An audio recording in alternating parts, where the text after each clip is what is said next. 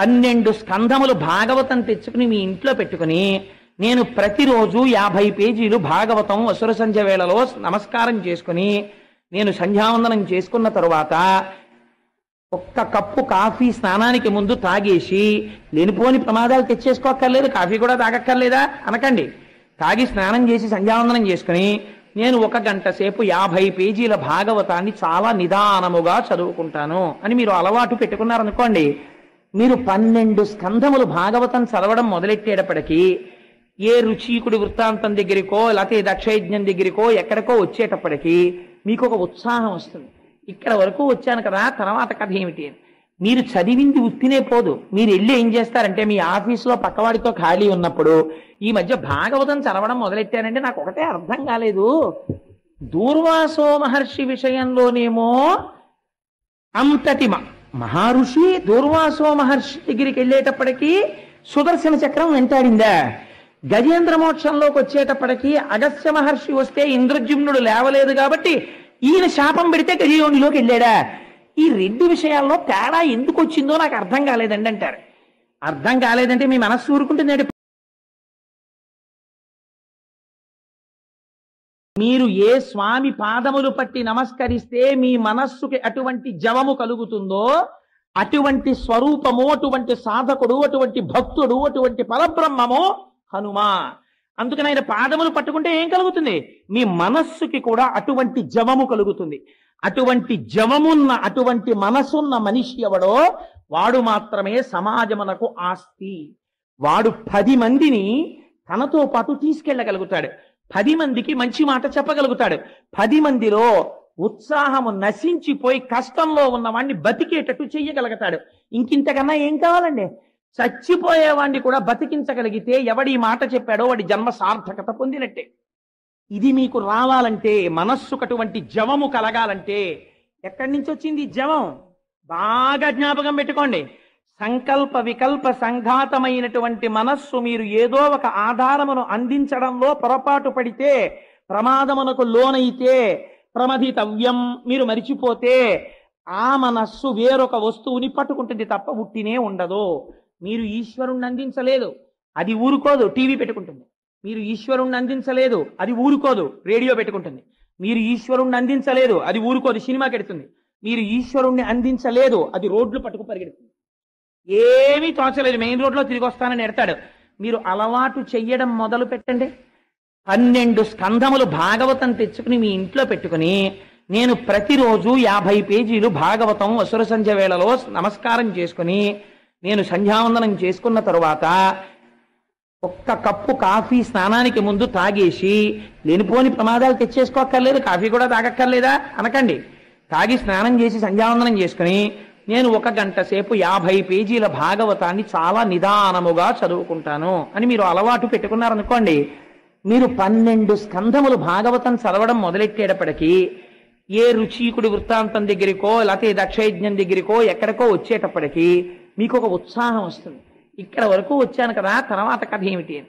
మీరు చదివింది ఉత్తినే పోదు. మీరు వెళ్ళి ఏం చేస్తారంటే మీ ఆఫీసులో పక్కవాడితో ఖాళీ ఉన్నప్పుడు ఈ మధ్య భాగవతం చదవడం మొదలెట్టానంటే నాకు ఒకటే అర్థం కాలేదు, దూర్వాసో మహర్షి విషయంలోనేమో అంతటి మహర్షి దూర్వాసో మహర్షి దగ్గరికి వెళ్ళేటప్పటికీ సుదర్శన చక్రం వెంటాడిందా, గజేంద్ర మోక్షంలోకి వచ్చేటప్పటికీ అగస్త్య మహర్షి వస్తే ఇంద్రజుమ్నుడు లేవలేదు కాబట్టి ఈయన శాపం పెడితే గజయోనిలోకి వెళ్ళాడా, ఈ 2 విషయాల్లో తేడా ఎందుకు వచ్చిందో నాకు అర్థం కాలేదండి అంటారు.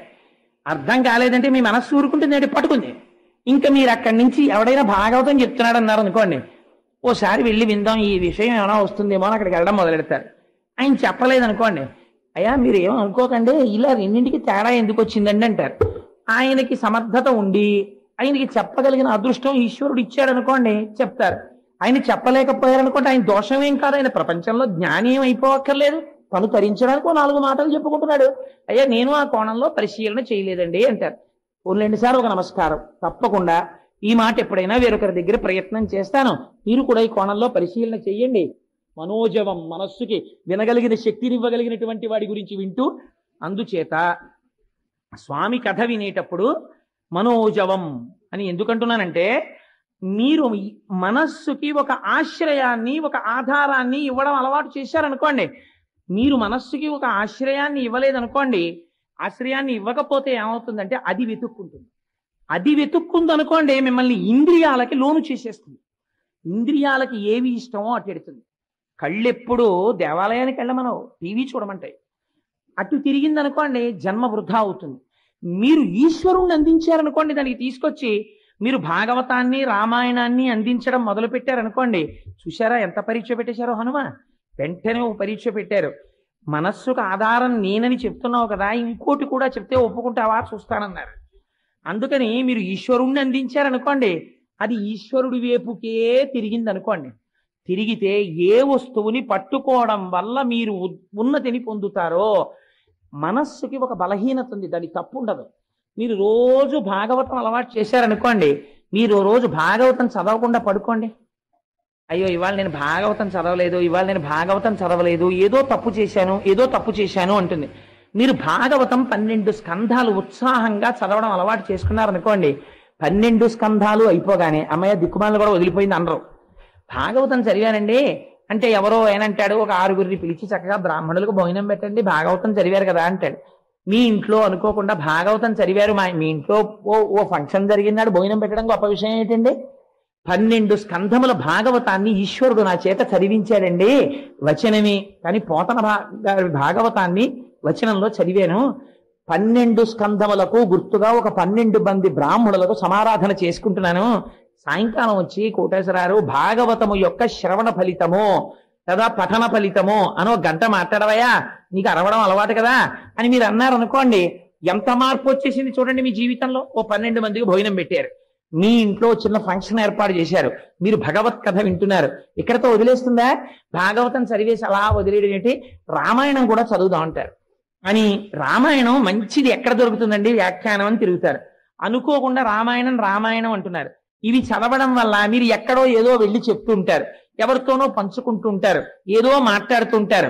మీరు ఇవి చెయ్యండి, ఎంత మార్పు వచ్చేస్తుందో. మా రామచంద్రమూర్తి గారు చాలు గొప్ప సాక్ష్యం. వాళ్ళ ఇంటికి వెళ్ళండి, దివాకర్ల వెంకటావధాని గారి సౌందర్యలహరి క్యాసెట్లు కోటేశ్వరారు అంటారు, లేకపోతే కోటేశ్వరారు ఫలానా గురువు గారండి ఆయన పుస్తకం అండి అంటారు. నిజంగా కాపవరం ఎంత సంస్కృతి కలిగిన గ్రామమో. కానీ ఇప్పుడు నేను కాపవరాన్ని పొగిడితే వేరేలా అనుకుంటాను. అందుకని నాకు చాలా నచ్చిన విషయం ఏంటంటే భగవంతుడితోటి అనుబంధం పెట్టుకోవడం. అందుచేత మీరు ఈశ్వరుణ్ణి అందించడం చేత మనస్సు ఉన్నతిని పొందుతుంది. ఆ ఉన్నతిని పొందడం, మీరు ఏ వస్తువు అందించాలో ఆ వస్తువు అందించాలి. అది హనుమ నేర్పుతారు. సర్వకాలముల యందు రాముణ్ణి అందించారు హనుమ మనస్సుకి. ఏ స్థితిని పొందారు? భవిష్యత్ బ్రహ్మ అయ్యారు, చిరంజీవి అయ్యారు. మీరు హనుమ పాదాలు పట్టుకుంటే హనుమ మీకు అదే అందిస్తారు. మనోజవం, మీ మనస్సుకి జవమును అందించగలిగిన వస్తువుని మీకు ఇస్తారు. సో అందుచేత చాలా టైము మనోజవంకే అయిపోయింది. మనోజవం మారుతతుల్య వేగం, ఇదో గమ్మత్తైన మాట. మారుత అంటే వాయువు, తుల్య వేగం ఆయనతో సమానమైనటువంటి గాలితో తుల్యమైన వేగము కలిగినటువంటి వాడు. ఆల్ రైట్, ఏమవుతుందండి దానివల్ల? ఏమిటి ప్రయోజనం? వాయువు ఎంత వేగంగా వెడుతుంది అంటే ఎవరని చెప్పలేము, అంత వేగంగా వెళ్ళిపోతుంది గాలి. గాలి కన్నా వేగంగా వెళ్ళగలిగినటువంటిది ఏది? మనస్సు.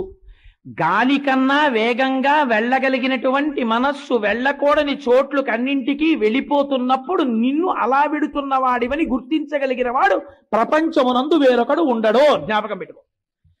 నువ్వు వెళ్ళకూడని ప్రదేశానికి శరీరంతో వెళ్ళావనుకో, మందలించే పెద్దలు కనబడితే మందలిస్తారు, అయ్యా ఎందుకురా ఇలాంటి చోట్ల తిరుగుతావు అని అడుగుతాడు. కానీ నువ్వు దేవాలయంలో కూర్చున్నావు, మనస్సుతో వ్యభిచారం చేస్తున్నావు. రామకృష్ణ పరమహంస ఒక కథ చెప్తుండేవారు. ఒక ఆవిడ వ్యభిచారం చేస్తుండేది, ఎదురుగుండా ఇంట్లో ఒక సాధు పురుషుడు ఉంటుండేవాడు.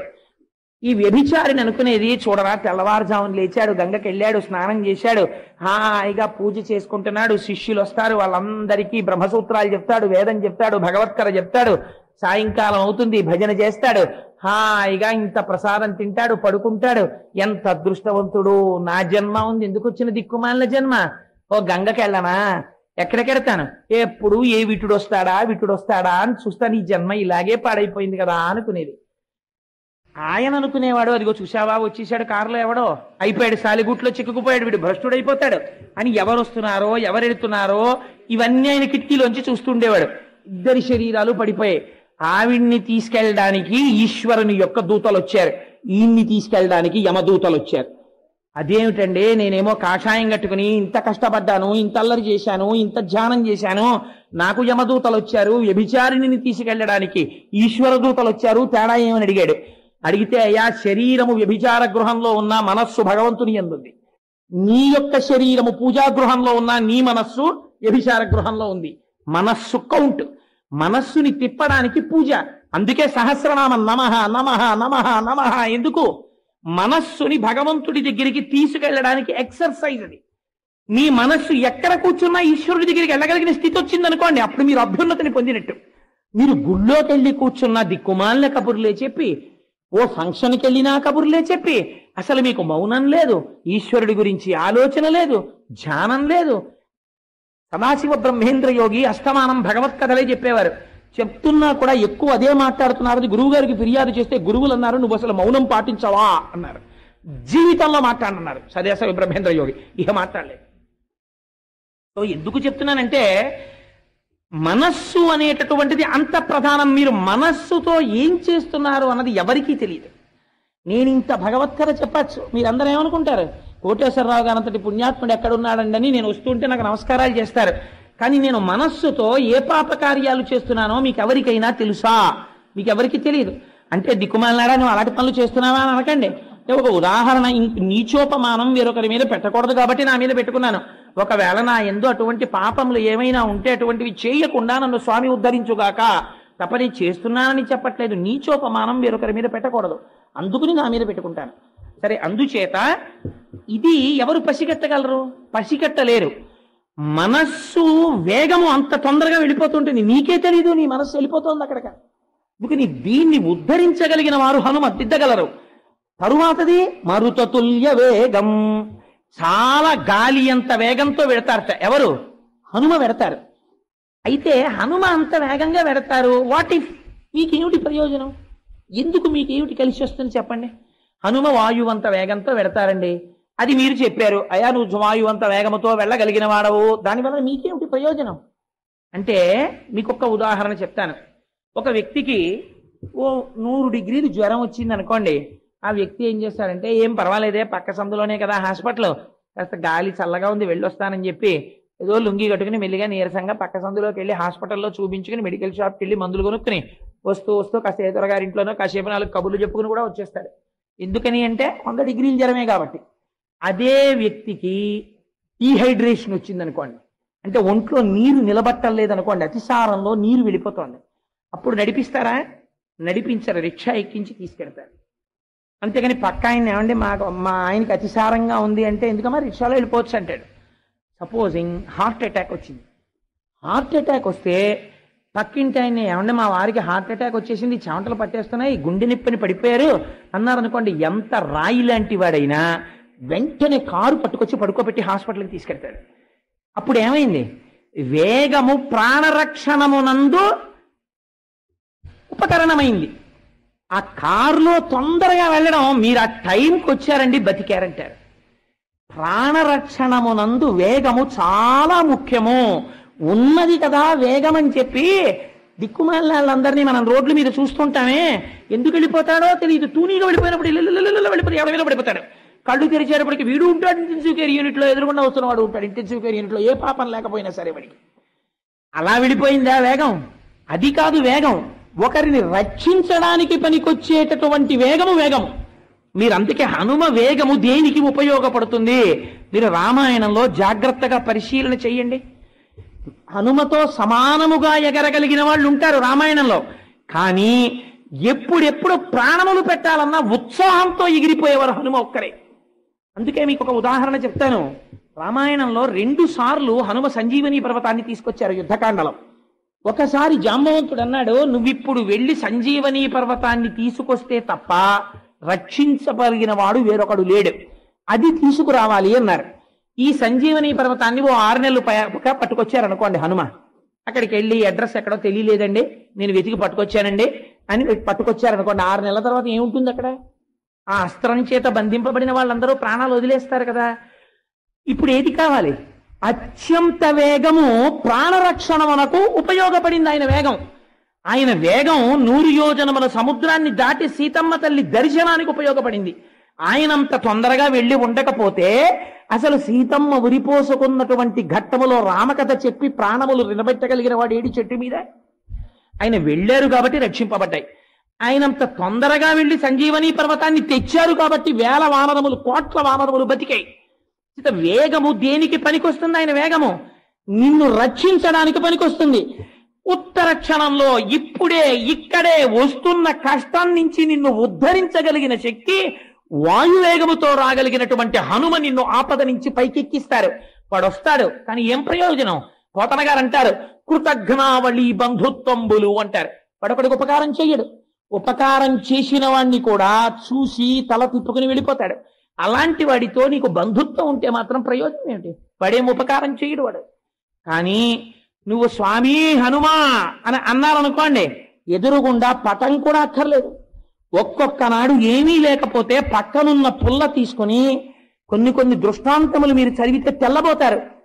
మహా కష్టంలో ఉన్న వాళ్ళు, భయానికి లోనైపోయిన వాళ్ళు ఏం చెయ్యాలో తెలియకపోతే చీపురు పుల్ల తీసి ఇసుకలో హనుమ అని రాసి హనుమ హనుమ హనుమ హనుమ హనుమ అంటే, లేకపోతే శ్రీ ఆంజనేయం ప్రసన్నాంజనేయం, శ్రీ ఆంజనేయం ప్రసన్నాంజనేయం, శ్రీ ఆంజనేయం ప్రసన్నాంజనేయం అని కూర్చుంటే అలా అనడంలో అనడంలో అనడంలో తెలియకుండా మీరు, అందుకే ఆంజనేయ నామానికి ఉన్న గొప్పతనం అదే.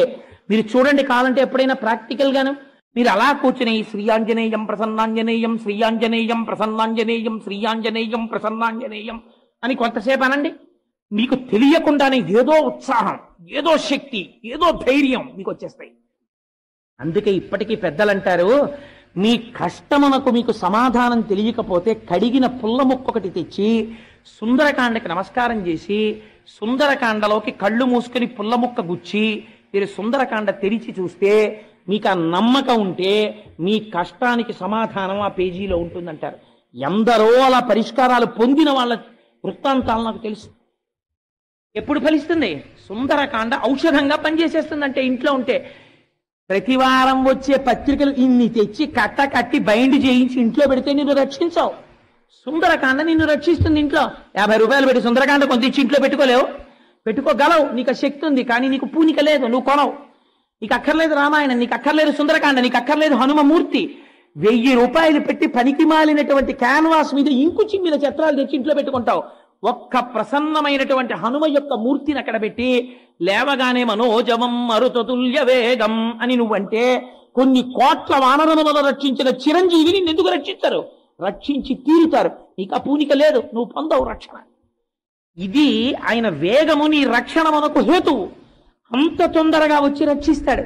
అందుకే మన వాళ్ళు మాట అంటారు చూడండి, కష్టంలో ఉన్నప్పుడు ఫోన్లు తాలూకా డైరెక్టరీ తిప్పితే ఎవరు పడితే వాళ్ళకి ఫోన్ చేయరు. ట్రస్ట్ వర్దీనెస్ అని ఒకటి ఉంటుంది. మీరు ఒక చోట ఉండిపోయారనుకోండి, మీకు కష్టం వచ్చిందనుకోండి, అప్పుడు మీకు నమ్మకము ఎవరి మీద ఉన్నదో అతనే మీకు జ్ఞాపకానికి వస్తాడు. నేను మొన్న నా ఆఫీస్కి 10ంటికి రావాలి, కానీ 3 గంటల వరకు రాలేని పరిస్థితి వచ్చింది. ఎవరి పేరు ముందు జ్ఞాపకానికి వచ్చింది? అచ్చయ్య శాస్త్రి గారి పేరు జ్ఞాపకానికి వచ్చింది. ఎందుకని? నా కష్టం తన కష్టంగా ఆలోచించగలిగిన వ్యక్తి, అవసరమైతే అడ్డగలిగిన వ్యక్తి, ఏదైనా ఆపదొస్తే సమర్థించి చెప్పగలిగిన వ్యక్తి. నీకు ఎవరి మీద విశ్వాసం ఉందో వాడు నీకు జ్ఞాపకానికి వస్తాడు. ఇంత ఎండబడి వస్తున్నాను, నన్ను ఎవరు తీసుకెడతారు? ఇప్పుడు నీరసపడిపోయాను, స్నానం చేయలేదు, భోజనం చేయలేదు, వడదెబ్బ తగులుతోంది, దొరగారు జ్ఞాపకానికి వస్తారు. ఎందుకు జ్ఞాపకానికి వస్తారు? నీకున్న పూనికి అటువంటిది వారి యందు. నీకు కష్టంలో ఉన్నప్పుడు ఆదుకునే తత్వం ఎవరి యందుందో వారు మాత్రమే జ్ఞాపకానికి వస్తారు. నువ్వు గృహప్రవేశం చేస్తున్నావు అనుకో, వారం రోజులు ముందు కూర్చుని లిస్టు రాస్తావు, ఎవరెవరిని పిలుద్దామని. అప్పుడు ఆరాంసే రాస్తావు. మీ అమ్మాయిని అడుగుతావు, ఎవరైనా ఉన్నారేంటో నీ ఫ్రెండ్స్ ఇంకాను అని అడుగుతావు. మీ అబ్బాయిని అడుగుతావు, ఎరా నాన్న నీకు ఎవరైనా ఫ్రెండ్స్ ఉన్నారా పిలవలసిన వాళ్ళు అని అడుగుతావు. అప్పుడు చాలా తేలికగా ఆలోచిస్తావు. కష్టం వచ్చినప్పుడు నీ మనస్సు ఎవడు రక్షకుడని నమ్ముతుందో వాడి యందు ప్రచోదనం అవుతుంది. ఎందుకు ప్రచోదనం అవుతుంది? విశ్వాసం.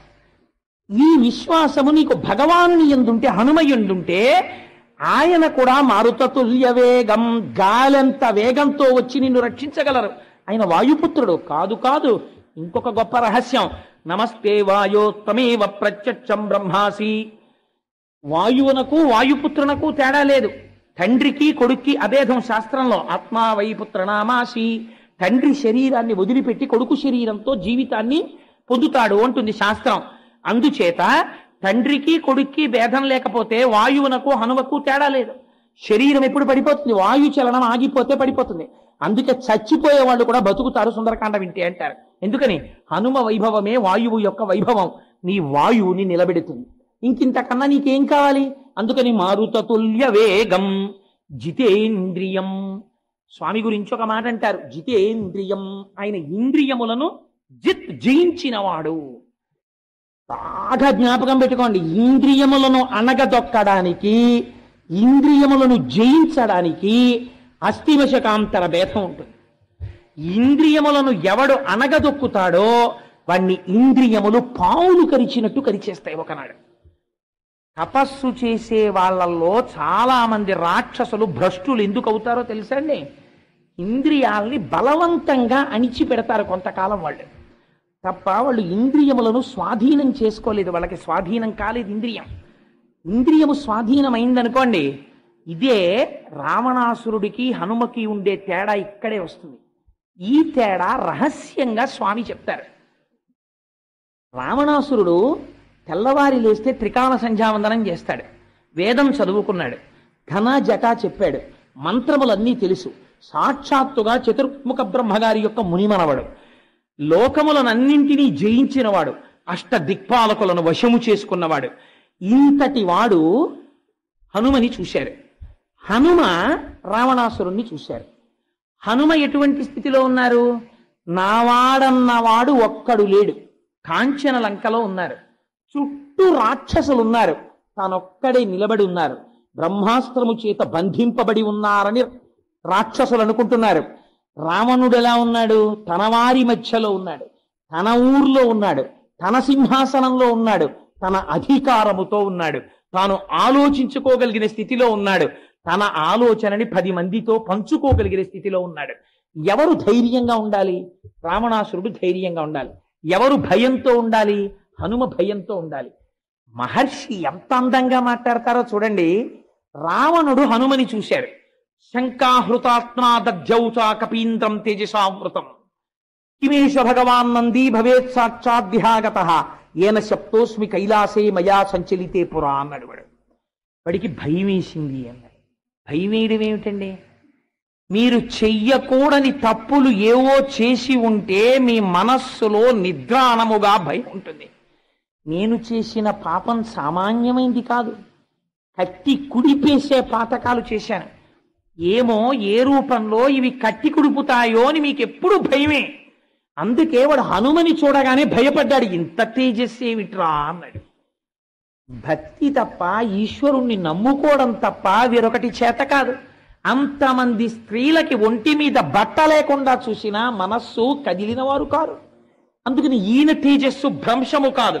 అవతల వాడిలో కూడా మంచిగా చూస్తారు. అహో రూపం, అహో ధైర్యం, అహో సత్వం, అహోద్యుతి, అహో రాక్షసరాజస్య సర్వలక్షణయుక్తత అంటారు హనుమ. ఇది తేడా. ఇంద్రియములను గెలిచిన వాడికి, ఇంద్రియములను బలవంతముగా నొక్కిపెట్టిన వాడికి ఇదే తేడా.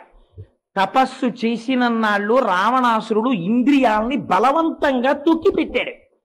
ధర్మబద్ధమైన కామము కాదు, ధర్మబద్ధమైన అర్థము కాదు, నశించిపోయాడు. అందుకే మండోదరంది చిట్ట చివర యుద్ధ భూమిలో రావణాసురుడు పడిపోయాడు. ధర్మపత్ని పట్టమహిషి మండోదరొచ్చింది యుద్ధ భూమికి. ఆవిడంది వీళ్ళందరూ వెర్రివాళ్ళు, ఈ రాక్షసులకేం తెలియదు. అందుకే వీళ్ళందరూ అంటున్నారు నువ్వు రాముడి చేతిలో చనిపోయావని అన్నారు. కానీ నేను చెప్తున్నాను, ఎందుకని నీ అర్ధాంగిని, నీ మనసెరిగిన దానను బాగా జ్ఞాపకం పెట్టుకోండి.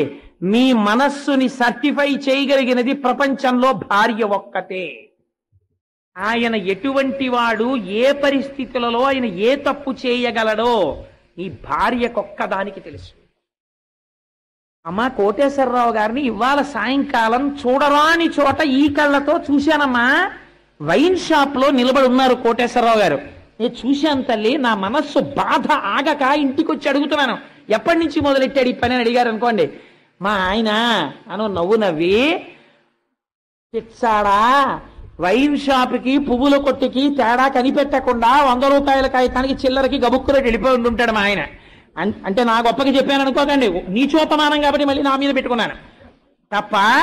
అక్కడ కనపడినంత మాత్రాన్ని తాగేసినట్టే. అన్నయ్య గారు కాసేపు కూర్చుని ఒక కప్పు కాఫీ తాగండి వస్తారు చూద్దరు కానీ అంటే వీడు కూరగాయల సంచి పట్టుకుని వచ్చేస్తాడు. ఏమండి 100 రూపాయలు చిల్లర ఎక్కడ మార్చారు అంటే, అవును ఎదురుకుండా ఆ వైన్ షాప్లోకి వెళ్ళి మార్చాను, ఏం కష్టం తప్ప అంటాడు. ఎందుకని? ఆయనకి అక్కడ 100 రూపాయలు చిల్లర అంటే ఇంకో దాంతో ఆయనకి ఏం ప్రమేయం లేదు. ఇంద్రియాలని తొక్కిపెట్టిన వాడికి ఇంద్రియాలని గెలిచిన వాడికి చాలా తేడా ఉంటుంది. అందుకే మండోదరంది, నువ్వు రాముడి చేతిలో చచ్చిపోలేదు, నీ ఇంద్రియముల చేతిలో నువ్వు చచ్చిపోయావంది. లేకపోతే పిచ్చాడా, నీకు 1000 మంది భార్యలు ఉన్నారు లంకలో, సీత కావాల్సి వచ్చిందిరా నీకు చెప్పాను. నీకంటర్పిత కలపాశము మండోదరి చెప్పినట్టు రామాయణంలో లేదు. మరి ఎలా చెప్పిందండి? భార్య భర్తకి చెప్పింది ఎవరూ రాయకూడదు, ఏకాంతంలో చెప్తుంది. వీడి మానసిక దౌర్బల్యం తెలుసు కాబట్టి, ఏమండి ఆ పనులు చేయకండి ప్రమాదం అని చెప్తుంది. అందుకని వాల్మీకి ఇక్కడ చెప్పిస్తున్నారు యుద్ధభూమిలో. నీకు చెప్పాను ఆ రోజున, ఎందుకురా నీకు సీత, నీకంటర్పిత కలపాశము శిరోనిర్ఘాత పాతంబు లంకౌక సంచయ కలరాత్రి గలబద్ధోదగ్ర కలాహి కన్యాకారాగత మృత్యువున్ జనక కన్యన్వేగ నొప్పించి లోకైకత్రాను నిరామునింకనుము అని చెప్పాను. విన్నావా? వినలేదు అని ఒక మాట అంది. ఏరా సీత నాకన్నా పతివ్రత అందగత్య, నాకన్నా ఏం కనపడి సీతని తెచ్చి చచ్చావురా నువ్వు అందావిడ. ఎందుకు ఈ మాట అందో తెలుసా అండి? నువ్వు చచ్చిపోతే నీకు సంస్కారం చేయడానికి తమ్ముడు మిగిలాడు విభీషణుడు. రేపు నేను చచ్చిపోతాను, నాకెవడిని మిగిల్చావురా నువ్వు అని అడిగింది ఆవిడ. ఇంద్రజిత్తు లాంటి కొడుకుని కన్నాను, కానీ మిగిల్చావా? నీ స్త్రీ వ్యామోహానికి నా కొడుకు చచ్చిపోయాడు, కొడుకులందరూ చచ్చిపోయారు, బంధువులందరూ చచ్చిపోయారు, నువ్వు చచ్చిపోయావు. నీకు విభీషణుడు అంచేష్టి సంస్కారం చేసేస్తాడు, నేను చచ్చిపోతాను. ఎవడున్నాడు రా నా శరీరాన్ని దహనం చేయడానికి? నిన్ను కట్టుకున్న పాపానికి నా శరీరానికి సంస్కారం చేసేవాడిని మిగల్చకుండా చచ్చావు. ఎందుకు చచ్చావో తెలుసా? నీ ఇంద్రియములు చంపేసేదా నిన్ను. నీకు తీరలేదు కాంక్ష, నీ కామవాంఛ నిన్ను చంపేసింది రా రావణ. మరి మా స్వామి ఉన్నారు హనుమ. సవేష్మజాలం బలవాన్ దదర్శ వ్యసక్త వైఢూర్య సువర్ణజాలం యథా మహత్స్రా వృషిమేఘజాలం విద్యుచ్చినద్ధం సవిహంగజాలం. ఎంత గొప్ప మాటలు చెప్తారండి. గృహాని నానా వసురాజితాని దేవాసురైశ్చాపి సుపూజితాని సర్వైశ్చ దోషై పరివర్జితాని కపిర్దర్శ స్వబలార్జితాని అన్నారు వాల్మీకి మహర్షి. ఓ ఎంత గొప్ప అంతఃపురాలు, ఎటువంటి విమానాలు! అంతఃపురాల్ని ఎంత వర్ణించారో, పుష్పక విమానాన్ని ఎంత వర్ణించారో. ముత్యాలతో కట్టిన జాలు, బంగారు స్తంభాలు, బంగారు అరుగులు, బంగారు మేడలు, ఇన్నింటిని చూశారు. ఎలా చూశారు? బలవాన్ దదర్శ.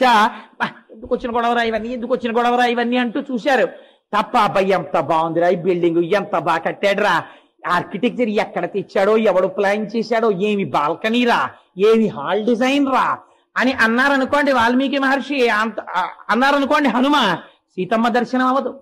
ఇన్ని చూస్తూ నాకేం కావాలి? అవ్యక్త రేఖామివ చంద్రరేఖాం త్వం సుప్రసిద్ధామివ హేమరేఖాం క్షత ప్రరూఢామివ బాణరేఖాం వాయుప్రభిన్నామివ మేఘరేఖాం ఉష్ణార్థితాం స్వానుసృతాస్రకంఠీం పురావరార్హోత్తమ నిష్కంఠీం సుజాత పక్ష్మామభిరక్త కంఠీం వనే ప్రవృత్తామివ నీలకంఠీం. నాకు ఇవక్కర్లేదు. మా అమ్మ కన్నుల వెంట నీరు కారుతుండగా అయ్య కట్టినటువంటి దీర్ఘమైన మంగళసూత్రంతో నల్లని కన్నులతో రామా రామా రామా అని తపస్సు చేస్తున్న సీతమ్మ దర్శనం కాలేదేమని వీటిని చూడకుండా ఉంటే సీతమ్మ అన్వేషణ జరగదని చూశారు తప్ప, చూడడమునందు ఇష్టము లేకుండా చూస్తూ వెళ్ళిపోయారు. ఇది ఇంద్రియములను గెలవడం అంటే. ఇంద్రియాని బలిష్టాని యుక్తాని మానద అపక్వస్య ప్రకుర్వంతి వికారాం స్థాననేకశ అంటాడు మహానుభావుడు వేదవ్యాసుడు దేవీ భాగవతంలో. ఇంద్రియములు చాలా బలిష్టమైనవి. పిచ్చవాడా, లోకములన్నీయున్ గెలిచినాడవింద్రియానీకము చిత్తమున్ గెలువనేరవు నిన్ను నిబద్ధు చేయు భీషణ శత్రులార్వుర ప్రభిన్నుల చేసిన ప్రాణికోటిలో నీకు విరోధి లేడొకడు నిర్పుణ చూడుము తనవీశ్వర అంటారు పోతన గారు ప్రహ్లాదోపాఖ్యానంలో. అందుచేత ఎవరు పరమశత్రువులు? ఇంద్రియములు పరమశత్రువులు. ఎప్పుడు ఏ క్షణంలో కాటు వేయించేస్తాయో తెలియదు. అటువంటి ఇంద్రియములను గెలిచాడని ఏమిటి గుర్తు? తను ఎక్కడికి వెళ్ళాడో జ్ఞాపకం ఉండదు, తను ఎంతంత అంతఃపురాల్లోకి వెళ్ళాడో జ్ఞాపకం ఉండదు. అక్కడ ఏమేమి ఉన్నాయి జ్ఞాపకం ఉండదు. ఏం జ్ఞాపకం ఉంది? ఆ ఇంట్లో ఎక్కడో పెట్టిన ఒక భగవన్మూర్తి జ్ఞాపకానికి ఉంది. ఆ ఇంట్లో కట్టుకున్న ఒక చిన్న పూజా మందిరం జ్ఞాపకానికి ఉంది.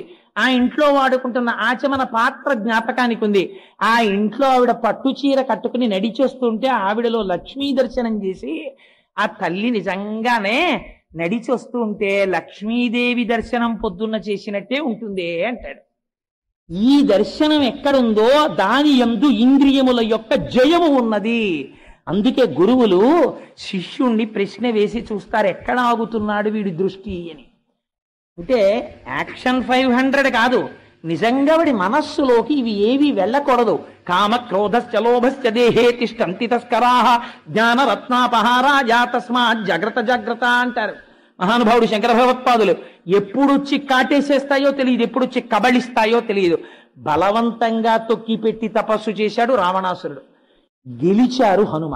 అందుకే స్వామి సువర్చలా సహిత ఆంజనేయ స్వామి సంతానం చూపించండి ఉండదు. ఎందుకని? గృహస్థాశ్రమంలో ప్రవేశించకపోతే పైన మహానుభావులు ఉన్నారు, హేమగర్భుడున్నాడు, పింగాక్షుడున్నాడు, కేసరి ఉన్నారు, తాను 4వ తరంలో ఉన్నారు. తన ముందు ఉన్నటువంటి ముత్తాత తాత తండ్రి తరించాలి. గృహస్థాశ్రమంలోకి వెళ్ళారు, ఆవిడ అటువంటిదే. అందుకే ఆవిడ హనుమని స్వీకరించింది. ఇద్దరికీ ఎప్పుడూ ఈశ్వరానుగ్రహం, రామనామ జపం తప్ప కామమే లేదు, సంసారమునందు కోరిక లేదు. ఇలా తరించిపోగలిగినటువంటి వారు హనుమ. ఎంతమంది కాంతలు చుట్టూ ఉన్నా ఆఖరికి ఒకళ్ళని ఒకళ్ళు పెనవేసుకు పడుకుంటే అన్యోన్య భుజసూత్రేణ స్త్రీమాలా ఘృత హిస మాలేవఘ్రితా సూత్రేషు శుభే మత్త షట్పద నచాకులీనా నచహీన రూప నదక్షిణానా ఉపచారయుక్త భార్యాభవత్తస్య నహీన సత్వ నచాపి కాంతస్య నకామనీయ. కొన్ని వేల మంది పితృదేవతల కాంతలు, యక్ష గంధర్వ కిన్నెర కింపురుష కాంతలందరినీ తెచ్చి భోగించి ఆవుల మధ్య ఆబోతు పడుకున్నట్టు పడుకున్నా ఇంకా స్త్రీల మీద వ్యామోహం ఉన్నవాడు రావణాసురుడు. ఎక్కడుంది వాడి తపస్సు? భ్రష్టం అయిపోయినప్పుడే. అందుకే సీతమ్మ తల్లి ఒక మాట చెప్పేసింది, యజ్జతాదరతి శ్రేష్ఠ. ఇక్కడ ఎవరైనా మంచి మాట చెప్పేవాడు లేడా? చెప్పినా నువ్వు వినవా? నీకు తెలుసు కానీ ఆచరణలో ఉండదా అని అడిగింది. అందుచేత ఎవడి యొక్క కామము చేత వాడు నశించిపోతున్నాడు, ధర్మభ్రష్టం అయిపోతే. అందుచేతనే జితేంద్రియం, మహానుభావుడు ఇంద్రియములను గెలిచినటువంటి వాడు. ఏమండి అంతవరకు ఎందుకండి? కామము వరకు ఎందుకు మాట్లాడతారు? నాలుకని గెలవండి చూస్తాను. ఎవడికి మరణమైనా ఎక్కడి నుంచి వస్తుందో తెలుసా? మరణమునకు రాజద్వారము నాలుకే. మరణం ఎక్కడి నుంచి వస్తుందంటే నాలుక వల్లే వచ్చేస్తుంది. అందుకే శాస్త్రం ఏం చెప్పిందో తెలుసా అండి? అన్నము అని పిలిచింది. అన్నము అని, అన్నం తింటాను అన్నం పెట్టు అన్నం పెట్టు అంటాడు. ఎంతటి వాడైనా ఏమంటాడంటే అన్నం పెట్టవే అన్నం పెట్టవే అంటాడు. అన్నము అంటే అర్థం ఏమిటో తెలుసా అండి? 2 అర్థాలు చెప్పారు. నీవు తినునది కొంతకాలము తరువాత నిన్ను తినునది. ఎందుకని? నువ్వెందుకు తింటావంటే ఇది ఈశ్వరానుగ్రహంగా ప్రసాదంగా. నువ్వు ఎప్పుడైనా భోజనం చేసేటప్పుడు సత్యం తర్తేన పరిశించామి అని తిప్పి తింటే అది ఈ శరీరము నిలబడి శరీరములో ఉన్న శక్తి ఈశ్వరానుగ్రహము కొరకు వెచ్చింపబడాలని తిన్నది ప్రసాదం. నువ్వు రుచులు తెలుసుకోవడానికి తినడం మొదలుపెట్టావు. ఎన్ని రకాలుగా వండుకుని తినచ్చో నీకు అలవాటైంది. తింటే ఏమవుతుంది? దీనికొక్కదానికే కావాలి చురుక్కు. బాగా జ్ఞాపకం పెట్టుకోండి, శరీరంలో కంఠము రుచిని అడగదు, దీనికి అక్కర్లేదు. What ever you throw inside it just gives a passage into the stomach. మీరు ఇందులో కాగితపు ఉండపెట్టి మింగండి, కంఠానికి ఏం సంబంధం ఉండదు, లోపలికి వదిలేస్తుంది కడుపులోకి. మీరు పాలు పొయ్యండి ఆకలిస్తున్నప్పుడు, 2 గ్లాసులు పాలు తాగారనుకోండి, దిక్కుమాలినాడా పాలే పోసావు అని కడుపు ఏం అడగదు, జీర్ణం చేస్తుంది. మీరు అందులోకి ఇవాళ నేను వ్రతంలో ఉన్నాను, నేను దీక్షితుడనై ఉన్నాను, అందుచేత కేవలము ఇవాళ నీకు ఫలములను పెడుతున్నాను అని మీరు పళ్ళు పెట్టారనుకోండి, మీరు పళ్ళు తిన్నా త్రేయించి నిండినది అంటుంది. కానీ అబ్బా 2 రోజులైందే నీ చేతి వంట తిని అంటాడు. ఎందుకని? దీనికి లొంగాడు, దీనికి అలవాటు పడింది. దీనికి కాసేపు కమ్మగా ఉండాలి, ముందు పప్పు, తర్వాత ఇంకొక రకమైన చురుక్కు ఉండాలి, వంకాయ మెంతికారం పెట్టిన కూర, ఆ తర్వాత మళ్ళీ గుమ్మలు ఆడిపోవాలి, ఇంగు పూ పెట్టిన పులిహార. ఇలా రుబ్బితే అక్కడ రోట్లో రుబ్బుతుంటే మా అమ్మమ్మ ఇక్కడ ఆకలేసేదే అంటాడు. పచ్చి విచ్చిలాడుతూ కొబ్బరి ముక్కలు మళ్ళీ మెత్తగా ఉండకూడదు, మిక్సీలో రుబ్బితే ఇష్టం అంటాడు. పాపం 10:30కి ఆఫీస్కి వెళ్ళాలి, దిక్కుమాలినాడు కోరిక మిక్సీలో వేస్తే మళ్ళీ ఇలా అంటాడు మధ్యాహ్నం అని. పాపం రోలు లేకపోతే ఎదురింట్లోకి వెళ్ళి ఎందుకు లేవే ఉట్టినే పైకి అంటాడు, చేయి పెడుతుంది ఇందుకే నీకు అంటాడు. కానీ మధ్యాహ్నం కొబ్బరి పచ్చడి తినచ్చు రోట్లోదని ఎంత సంతోషం. రోట్లో పచ్చడి ఇష్టమండి అంటాడు. ఒక్కొక్కడిని చూడండి, ఆ రోట్లో రుబ్బి పాపం ఈవిడ ఎండలో పట్టుకొస్తే అప్పుడు దీన్ని మధ్యాహ్నం ఆ రోట్లో పచ్చడి ఎంత తృప్తో. ఇవన్నీ ఎవరికి కావాలి చెప్పండి? యథార్థానికి నాలుకకి కావాలి. దీనికి ఎడిక్టెడ్ అంటారు, అలవాటు పడిపోతుంది కొన్నాళ్ళకి. ఒకనాడు డాక్టర్ గారు అంటారు, ఏమయ్యా ఇప్పుడు ఓపిక ఉంది పచనం చేసింది, ఇప్పుడు ఓపిక తగ్గిపోయిందయా పచనం చెయ్యలేదు, కొంచెం తగ్గించండి మేస్టారు అంటాడు. తగ్గించడం ఎవడి చేతిలో ఉంది? వీడి చేతిలో ఎప్పుడో పోయింది. దీనికి ఇచ్చాడు పవర్ అంతాను. ఇది అంటుంది, నోరు మొయ్యి, ఇవాళ పెళ్లికి వచ్చాం, ఎలా ఉండారో చూసావా, బ్రహ్మాండమైన కొత్త చింతకాయ పచ్చడి చేశారు, బీపీకి ఏముందిరా ఇవాళ 8-25 2 వేసుకుందాం ఉంటుంది. కొత్త చింతకాయ పచ్చడి తినేస్తాడు. ఇంటికి వెడతాడు, పడిశం పట్టేస్తుంది, దగ్గు, బీపీ ఎక్కువైపోతుంది, తల తిప్పు. ఇంకక్కడి నుంచి మళ్ళీ డాక్టర్ గారి దగ్గరికి పరుగు. ఆయన ఏం అడుగుతాడు ముందు? ఏం తిన్నారేంటి అంటాడు. అప్పుడు కొంచెం అటు ఇటు ఎవరు లేరు కదా అని చూసి కొత్త చింతకాయ పచ్చడి తినేశానండి అంటాడు. మరి అలా అయితే ఎలాగండి, కొంచెం తగ్గించండి అంటే డాక్టర్ గారు పాపం అంతకన్నా ఏమంటాడు, ఆయన మాత్రం రోజు ఇంటికి వచ్చి కూర్చుంటాడు వంటింట్లో. కాబట్టి ఏమవుతుంది, మెల్లమెల్లగా మెల్లమెల్లగా దీన్ని అలవాటు చేసి నిన్ను తినడం మొదలెడుతుంది, బీపీని పెంచుతుంది. కొన్నాళ్ళకి దీన్ని తృప్తిపరిచాని నువ్వు అనుకుంటావు, నిన్ను అది తినేస్తుంది. దీర్ఘాయుర్దాయమునకు ప్రధాన కారణం ఏం చెప్తారో తెలుసా అండి? రసీంద్రియ నిగ్రహమును చెప్తారు. వాళ్ళు రుచి కోసం తినరు. 9:30కి ఇంటికి వస్తే మహానైవేద్యం పెట్టినటువంటి ఘుమఘుమలాడిపోతున్న పులిహార అని పెట్టినా సరే ఎంత నిష్కర్ష అంటే, పొద్దున్న 4 ఖర్జూర పళ్ళే తప్ప ఓ చెంచాడు పులిహార ప్రసాదం కాబట్టి కళ్ళకద్దు వేసుకుంటారు, కానీ మా దొరగారి నోట్లో పులిహార తినరే. అది రసీంద్రియాన్ని గెలవగలగడం. అలా గెలిస్తే ఒక్క నాలుకని గెలవండి చూస్తాను, అంత తేలిక. అలాంటిది ఇంద్రియాలన్నీ గెలవడం. ఆయన అంతఃపురంలోకి వెళ్ళారు. మీరు స్వామి హనుమ సముద్ర లంఘనం మొదలు పెట్టిన తరువాత కప్పు టీ ఎక్కడైనా తాగారని నాకు రామాయణంలో చూపించండి. టీ ఎందుకండి, గ్లాసుడు మంచినీళ్ళు తాగినట్టు నాకు చూపించండి. లంకంతా వెతికారు రాత్రింబవాళ్ళు, తాగలేదే. ఎక్కడ ఆయనకి ఇంద్రియముల మీద వ్యామోహం అంటే అక్కడ దొరకలేదు సార్, టీ ఇచ్చేవాళ్ళు లేడు కాబట్టి ఆయన తాగలేదండి అని మీరు అంటారేమో. దివ్యా ప్రసన్నాసురా వివిధ కృతసురా అపి శర్కరాసవ మాధ్వీపా పుష్పాసవ ఫలాసవా దదర్శ హరిషార్తూలస్తస్య రక్షపతే గృహే. ఎన్ని వర్ణించారు? నెమలి మాంసం, కోడి మాంసం, మేక మాంసం, గొర్రె మాంసం, గోడ మీద బల్లి మాంసం తప్ప అన్ని వండించి పెట్టారు అక్కడ. సువాసనలు తల్లి పిల్లాన్ని పిలిచినట్టు పిలిచాయి. అయినా తినలేదే హనుమ, తాగలేదే హనుమ.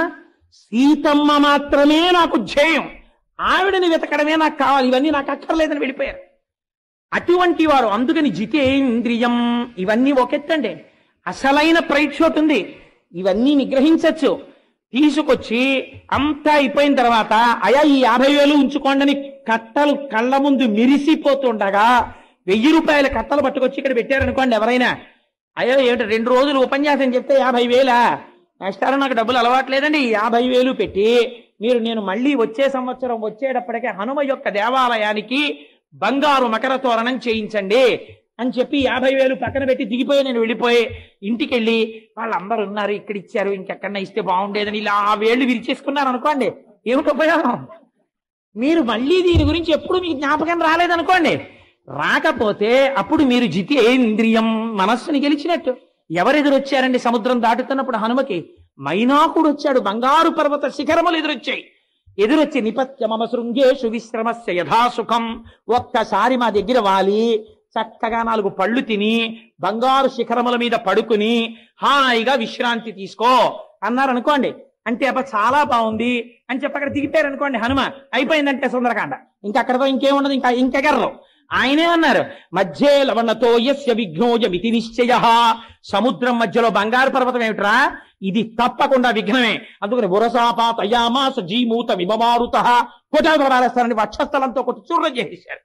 అంతేగాని నేను ఫలానా చోటుకి వెళ్ళినప్పుడు నాకు ఎయిర్ కండిషన్ రూమ్ ఇచ్చారండి, ఏసీ కార్ ఇచ్చారండి, నన్ను ఎంత గౌరవంగానో చూసేవారండి, ఉపన్యాసాలు ఇక్కడి నుంచి అక్కడే చెప్పుకుంటాను, ఇంకిక్కడ చెప్పను మైకు లేదు, పురుగులు వచ్చేస్తున్నాయి, అలా నన్ను చూడటం లేదు అని చెప్పి మానేశారనుకోండి, ఇంకా మీరు భగవత్కర చెప్పడానికి మీకు యోగ్యత ఏముంది?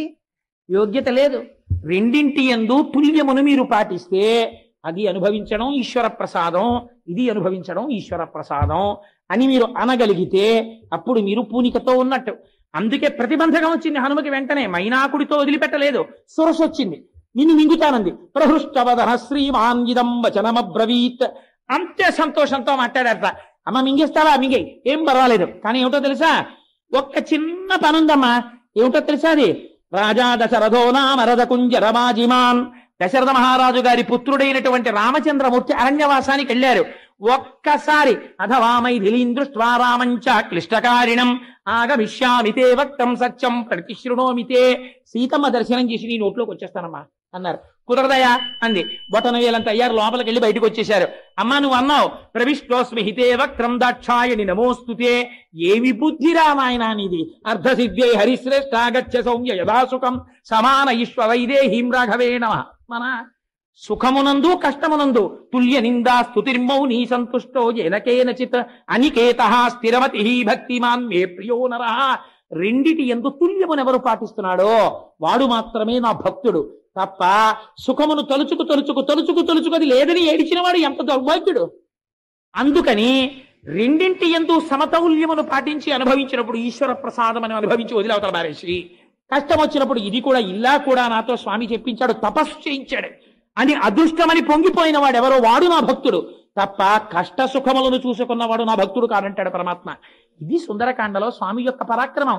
జితేంద్రియం ఏమిటి చెప్పగలిగామంటే మనోజవం మరుతతుల్య వేగం. అది కూడా మనోజవం అని ఆపేస్తే వీడు అసాధ్యం కుల అంటారని దాటానంతే. మరుతతుల్య వేగం జితేంద్రియం బుద్ధిమతాహం వరిష్టం. ఇవాళ శివరాత్రి అయితే ఎంత బాగుందనిపిస్తోంది, ఆపలేక శ్లోకం.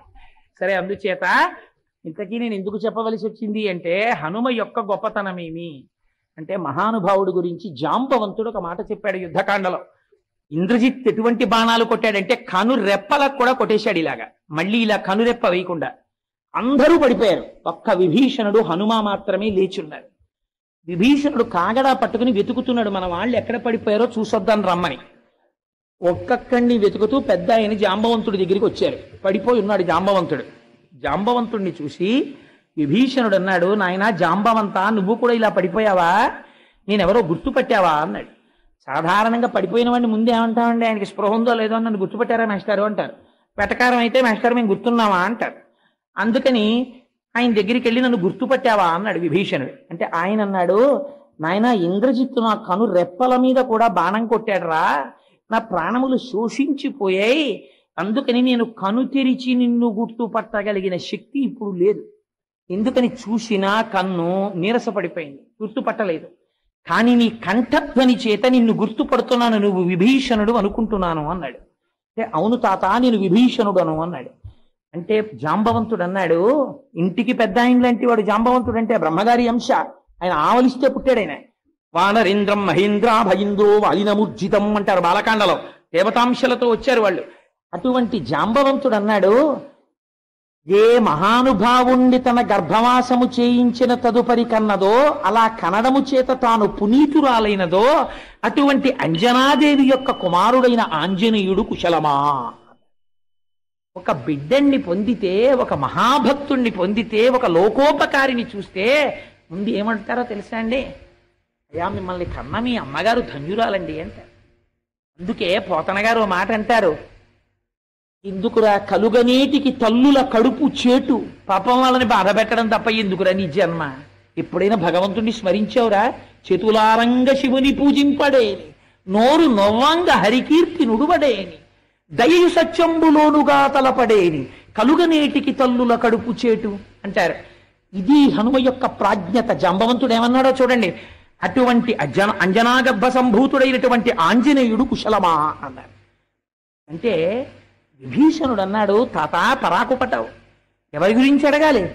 ఇక్ష్వాకు వంశ సంజాతుడై ఎవరి ధర్మము చేత ఇవాళ సేతువు కట్టబడిందో, ఎవరు సాక్షాత్తుగా రామో విగ్రహవాన్ ధర్మ సాధు సత్యపరాక్రమ అని పిలువబడ్డాడో, ఎవడు 14,000 మంది రాక్షసుల్ని ఒక్కడు నిహతుల్ని చేశాడో, ఎవడు ధర్మమూర్తియో అటువంటి రాముడు కుశలమా అని అడగాలి.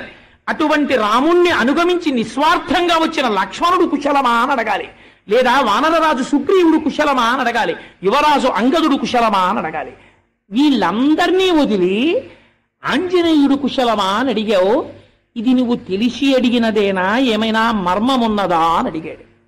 అయితే ఆయన అన్నాడు నవ్వి జాంబవంతుడు, తస్మిన్ జీవతి వీరేతో హతమప్యహతం బలం హనుమాన్ జుజిత ప్రాణే జీవంతోపి వయం హతాహ. నాయనా నేను ఎందుకు ఈ మాట అన్నానో తెలుసా విభీషణ? మొత్తం సైన్యమంతా మరణించినా హనుమ ఒక్కరు బ్రతికుంటే అందరూ బతుకుతారు. మనందరం బతికుండి హనుమ ఒక్కరు శరీరం విడిచిపెట్టేస్తే మనందరం పోతాం. నాకు తెలిసే విషయం, అందుకు అడిగాను ఆంజనేయుడు బ్రతికున్నాడా అని అన్నారు. ఆంజనేయుడు కందుల వెంట నీరు కారుస్తూ పొంగిపోయి ఇలా ఇలా అనలేదు. తాత నీ పాదములు పట్టి ప్రణమిల్లుతున్నవాడు హనుమ అని కాళ్ళు పట్టి నమస్కరించారు. ఆయన అన్నారు, నాయన ఇక్కడ నుంచి ఉత్తర దిక్కుకి ఉత్తరక్షణం ఎగిరి విడితే సంజీవని పర్వతం ఉంటుంది, అక్కడ 4 ఓషధులున్నాయి, అందులో మృత సంజీవని అది తెస్తే చచ్చిపోయిన వాళ్ళు బతుకుతారు. రెండవది విశల్యకరణి, బాణపు ములుకులు గుచ్చుకుని స్పృహ తప్పి పడిపోయిన వాళ్ళ శరీరంలోంచి ములుకులు బయటపడిపోతాయి. సావర్ణ్యకరణి, రంగు తప్పిపోతూ మృత్యువులకు దగ్గరైపోతున్న వాళ్ళకి రంగు మారుతుంది. సంధానకరణి, ఎముకొత్తారంతే స్వామి. ఊరు వేగోద్ధతా వృక్షా ముహూర్తం కపివన్ వజం ప్రస్థితా దీర్ఘమత్వానం సబంధు విమహాంధమాహ అని ఒక్కస పిబన్నివ బభౌచా పీసోర్మిమాలం మహార్ణవం పిపాస రివచాకాశం దదుశ్ర మహాకపి. ఒక్కసారి ఆకాశం తాగుతున్నట్టు వెళ్ళిపోయారు. అంతే, ఇంకా విభీషణుడితో మాట్లాడుతున్నారు. మళ్ళీ మెరుపులు కనబడ్డాయి, దిగిపోయారంతే పర్వతాలతో. ఈ ఓషధుల వాసన వచ్చింది, చచ్చిపోయిన వాళ్ళు బతికేశారు, ఎముకలు విరిగిపోయిన వాళ్ళకి అతుక్కుపోయాయి, బాణపు ముడుకులు లోపల ఉన్న వాళ్ళకి ఊడి కింద పడిపోయాయి, రంగు మారిపోతున్న వాళ్ళు మళ్ళీ బతికేశారు. ఇంతమంది లేచి వీర హనుమాన్కి జై అంటున్నారు. అసలు ఆ జేజేలు కూడా వినలేదు. మళ్ళీ ఎక్కడి నుంచి తెచ్చారో పర్వతాన్ని అక్కడ పెట్టేయాలి. ప్రకృతి ఎందు భంగము లేకుండా చూసుకోవడం ఎంత గొప్పతనమో చూడండి. ఎందుకైనా మంచిది, రిజర్వులో పెట్టుకుందాం, రావణుడు చచ్చిపోయిన తర్వాత తీసుకెడదాం అనలేదు హనుమ. మళ్ళీ వీటిని పట్టుకుని మళ్ళీ ఎగిరిపోయారంతే ఉత్తరాక్షణంలో. తీసుకెళ్ళి అక్కడ పెట్టేశారు, మళ్ళీ వచ్చి ఇక్కడ నిలబడ్డారు. తప్ప చూశారా నేను తెచ్చాను అని వెళ్ళి చెప్పుకున్నట్టు మీకు రామాయణంలో కనపడదు. ఇది మా స్వామి అంటే, ఇది మా స్వామి హనుమంటే. అందుకే సీతమ్మ తల్లి పరీక్ష పెట్టింది. ఎవరొస్తారా కోట్ల వానరములలో నువ్వొచ్చావు, ఎవరొస్తారు చెప్పు అంది. అంటే ఆయన అన్నారు, అమ్మా ఎంత మాట అడిగావమ్మా, మధ్య శిష్టాశ్చ తుల్యాశ్చ సంతి తత్ర వనౌకసః మధ్య ప్రత్యవరః కశ్చిన్నాస్తి సుగ్రీవ సన్నిధౌ. అమ్మ, రాజాంతఃపురంలో రాజు యొక్క భార్య దగ్గరికి ఎవరినైనా పంపించేటప్పుడు రాజు దగ్గర ఉన్న పరివారములో అందరికన్నా పనికి మాలిన వాడిని పంపిస్తారు. నన్ను పంపారమ్మా నీ దర్శనానికి అంటే నాకన్నా పనికి మాలిన వాడు సుగ్రీవుడి పరివారంలో లేరు, ఇంకా నాకన్నా అధికులున్నారు, నాతో సమానులు ఉన్నారమ్మా అన్నారు. ఏమి వినయం మా స్వామిది. అందుచేత మనోజవం మరుతతుల్య వేగం జితేంద్రియం బుద్ధిమతాం వరిష్టం వాతాత్మజం వనరయూథ ముఖ్యం శ్రీరామదూతం శిరసా నమామి. ఇన్ని గొప్ప గుణములున్నా రామచంద్రమూర్తితో అనుసంధానం చేయకపోతే ఎవడురా నన్ను పొగిడి మా స్వామి నామని చెప్పనివాడు అని చిన్నబుచ్చుకుంటాడు ఆయన. ఇది ఆయన భక్తి. అందుకని ఇన్నున్నా హనుమా నమస్కారం అంటే ఆయనకి ఇష్టం ఉండదు. శ్రీరామదూతం శిరసా నమామి. శ్రీ సీతమ్మ, రామచంద్రమూర్తి, సీతారాముల యొక్క పాదముల దగ్గర కూర్చుని వినయశీలి అయిన హనుమా రామదాసుడా అని పిలిస్తే, రామదూత అని పిలిస్తేట పొంగిపోతాట స్వామి. అందుకని శ్రీరామదూతం శిరసా నమామి అని అద్భుతమైనటువంటి ప్రార్థనా శ్లోకం. పూర్తవనే లేదు కానీ చాలదా హనుమ జయంతి సందర్భాన్ని పురస్కరించుకుని ఏకాదశి పర్వదినం నాడు అసుర సంధ్య వేళలో స్వామి హనుమ గురించి 4 మాటలు ముచ్చటించుకునేటటువంటి మహద్భాగ్యాన్ని కటాక్షింపబడమే ఈశ్వరానుగ్రహం. కానీ హనుమ గురించి స్తోత్రం చెప్పుకున్నాం గనక రామాయణం గురించి, రాముడి గురించి ఎక్కడ చెప్పామో అక్కడ హనుమ ఉంటారు. మీకే సందేహం అక్కర్లేదు, వాళ్ళ సభలో హనుమ ఉన్నారు.